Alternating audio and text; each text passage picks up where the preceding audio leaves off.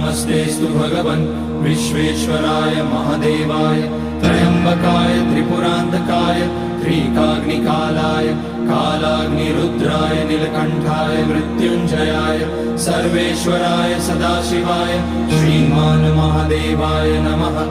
ॐ नमः शम्भवाय च मयोभवाय च नमः शङ्कराय च मयस्कराय च नमः शिवाय च शिवतराय च। ॐ त्र्यम्बकं यजामहे सुगन्धिं पुष्टिवर्धनम् उर्वारुकमिव बन्धनान् मृत्योर्मुक्ष्यमामृतात्। नागेन्द्रहाराय त्रिलोचनाय भस्माकराय महेश्वराय नित्याय शुद्धाय दिगम्बराय तस्मै नकाराय नमः शिवाय। मन्दाकिनी सलिलचन्दन चर्चिताय नन्दीश्वर प्रमथनाथ महेश्वराय